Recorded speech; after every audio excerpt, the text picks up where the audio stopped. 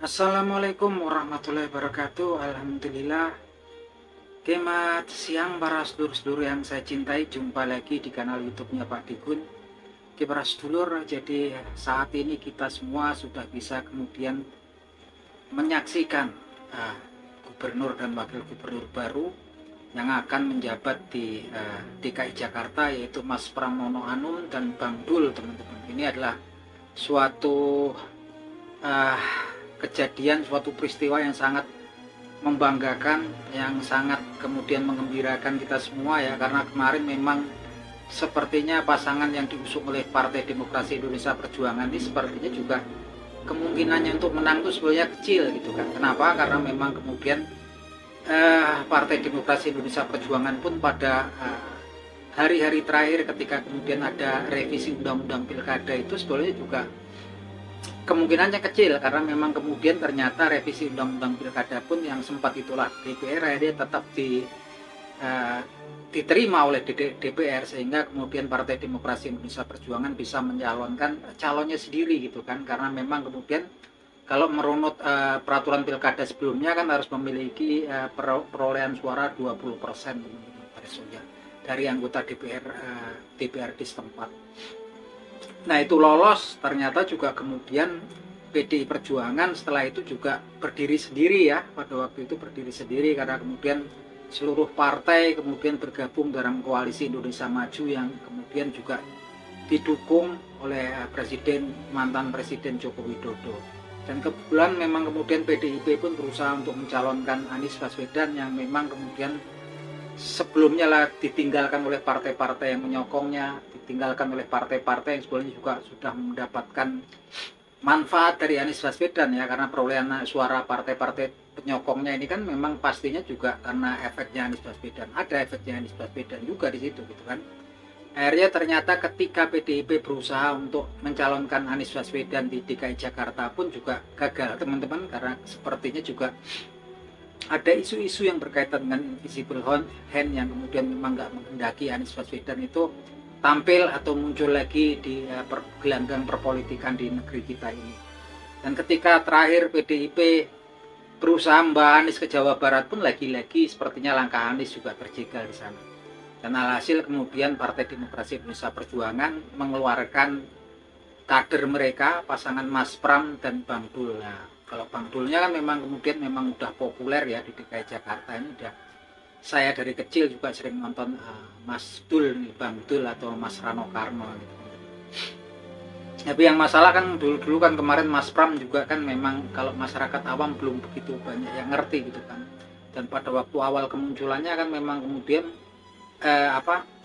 surveinya itu rendah gitu kan. Tapi kemudian di situ PDIP juga bergerak cepat dengan menggandeng kemudian Anies Baswedan dan para pengikutnya yang disebut sebagai anak abah, teman-teman. Dan sepertinya memang pintar ini tim suksesnya juga kan dari PDIP ini.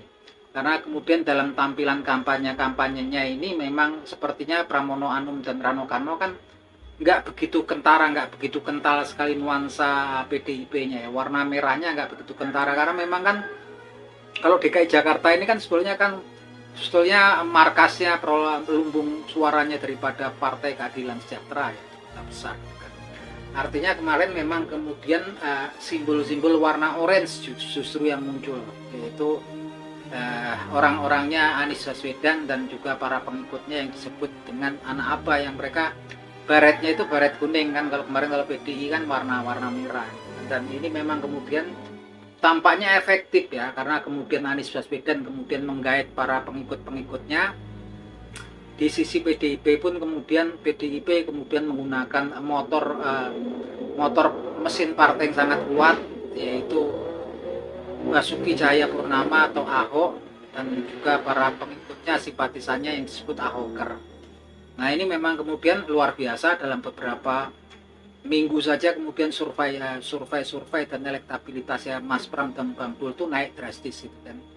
Dan saat ini terbukti ketika Mas Pram dan Bang Dul di pilkada kemarin menang mutlak ya, menang mutlak di satu kabupaten, yaitu Kabupaten Kepulauan Seribu, dan 5 wilayah kota madya, yaitu Jakarta Timur, Barat, Selatan, Utara, dan Pusat, teman-teman. Walaupun catatannya juga ada karena kemudian memang ada sekitar 46% suara yang golput ya di Pilkada DKI Jakarta. Saya pikir ini adalah sebagian besar daripada pengikut ataupun simpatisannya Anies Baswedan yang merasa kemudian jago ataupun idola mereka kemudian nggak bisa turun di kompetisi.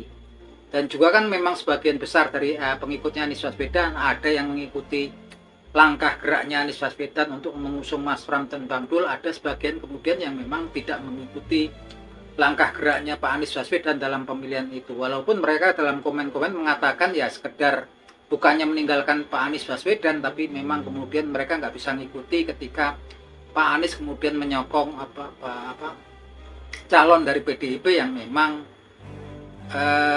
ideologinya mereka kan berbeda drastis ya. Terlepas dari itu ya alhamdulillah saat ini kemudian Mas Pram dan Bang Dul menang, dan memang saat ini memang ketika menang pun saat ini dari kompetitor juga sepertinya dari pasangan calon Ridwan Kamil dan Suswono juga timnya sepertinya masih mengajukan keberatan ya, gugatan kemungkinan dengan dugaan-dugaan katanya ada kecurangan, salah satunya adalah di TPS Pinang Ranti gitu kan. Memang kemudian masih menunggu prosesnya. Apakah kemudian betul-betul gugatan itu akan diajukan di KPU, teman-teman? Yang jelas saat ini suhu daripada perpolitikan di awal pemerintahnya presiden kita yang baru, Bapak Prabowo Subianto, juga tampaknya memang lagi tensinya ningkat ya, lagi anunya juga menghangat gitu kan. Belum lama kan juga ada seorang Ustadz Dai yang memang notabene adalah pejabat negara gitu kan, staf khusus urusan kerukunan beragama dan pembinaan sarana keagamaan, juga melakukan tindakan yang melakukan blunder dalam ceramahnya, di mana kemudian dianggap melentarkan perkataan dan perlakuan yang kurang nggak sepatutnya pada seorang penjual es teh, yang kemudian sempat viral di media sosial dan kemudian berlanjut kepada pengunduran dirinya. Yang jelas saat ini memang tensi politiknya lagi naik dan kemudian suhu politiknya lagi naik juga. Saya pikir memang saatnya Anies Baswedan kemudian menilik ke belakang gitu kan, karena memang Anies Baswedan kan memang dulu juga sempat hendak disangkutkan dengan kasus daripada Formula E ya, yang memang kemudian nggak terbukti kan. Belum lama juga sahabat karibnya Pak Anies Baswedan yang kabarnya sudah memang bersahabat dekat dengan Pak Anies Baswedan selama 20 tahun juga terlibat dugaan kasus korupsi, yaitu Pak Tom Lembong. Artinya memang seperti ini, kalau kemudian saat ini suhu politik lagi meningkat, ada pepatah yaitu ketika dua gajah saling berseteru itu peladu akan mati di tengahnya. Nah, ketika saat ini sepertinya lagi ada secara rahasia kan ketara Clash the Titan gitu kan.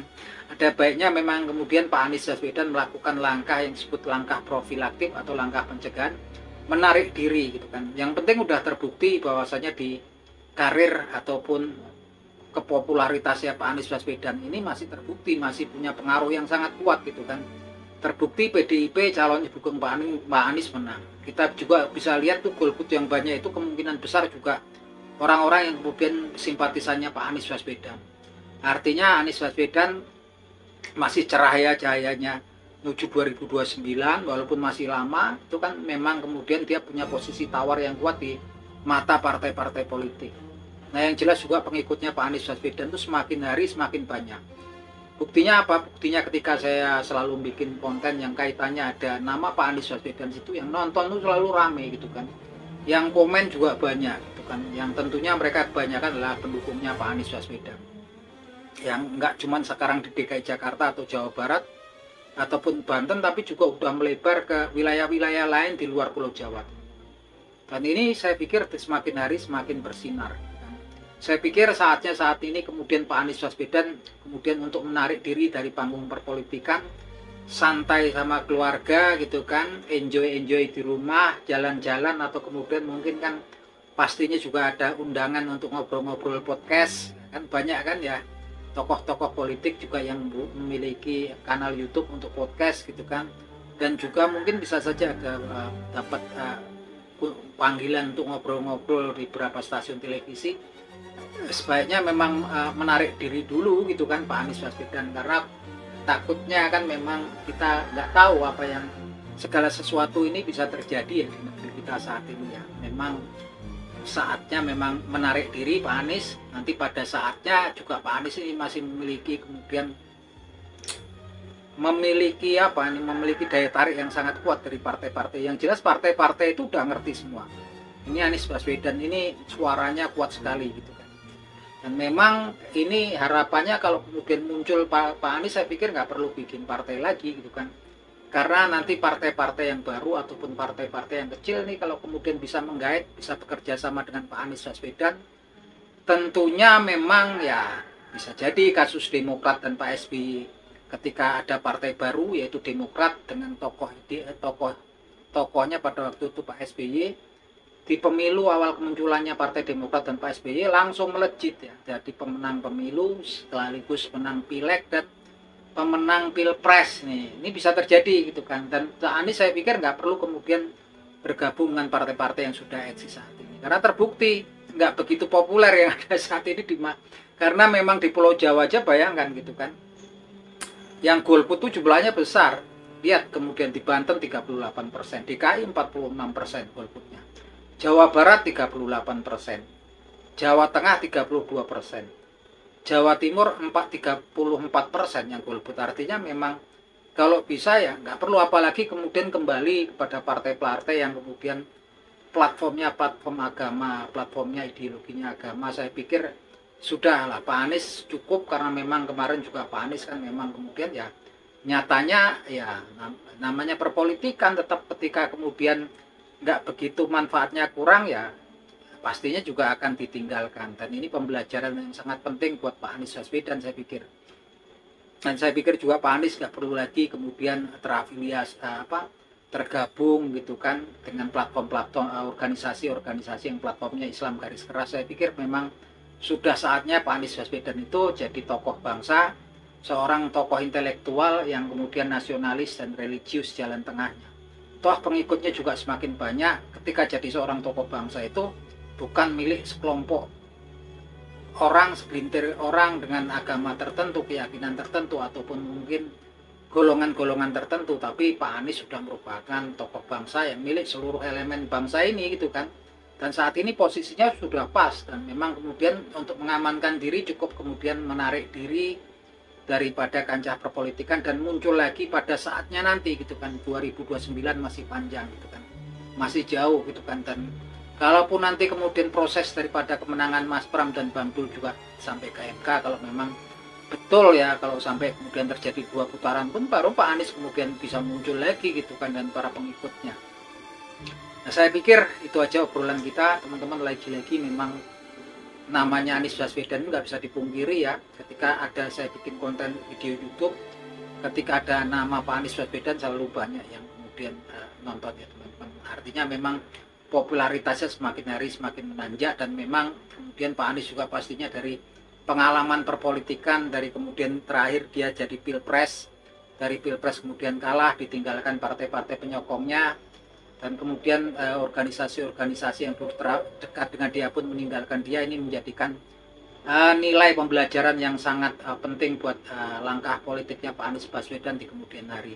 Semoga kita semua dalam lindungan Allah Subhanahu wa taala. Akhir kata, salam seduluran.